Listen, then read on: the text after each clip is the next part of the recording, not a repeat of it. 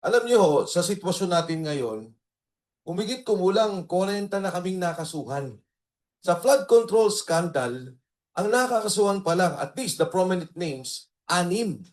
Kasama na ho dyan si Alcantara, si Bernardo, at saka si Bryce, na naging state witness pa. Pero yung lahat na nagagalit, lahat ng sumisigaw, lahat ng nagsasalita, may kaso na. In fact, I was just talking to Attorney Jimmy. Sabi ko, Attorney Jimmy, may kaso ka ba? O sabi niya, na-dismiss, MR, pending. Attorney Topacio, may kaso. Hindi ko pa, si Ka Eric, ang dami ito, suki rin to ng ano eh. Tatlo. Ayun, si Ka Eric.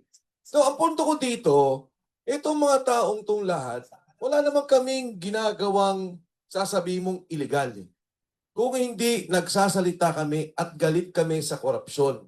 At tingin ko, kami ay kumakatawan sa sentimiento ng lahat, hindi lang marami, ng lahat ng Pilipino na gusto ng hustisya, na gusto makulong ang mga nagnakaw at gustong maibalik ang perang ninakaw sa ating bansa.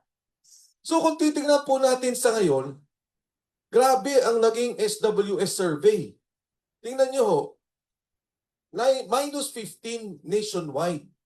Pagdating mo dun sa mga bata, 18 to 24, nasa negative 17. Yung 25 to 40 ay nasa 40%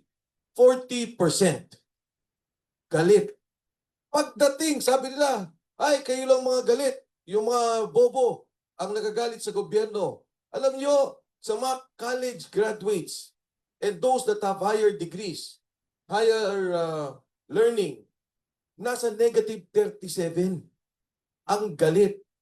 At pag tinignan nyo on a regional basis, negative 40 ho ang Mindanao. Consistently, galit ang Mindanao. Ang nakakagulat, humahabol ang Metro Manila.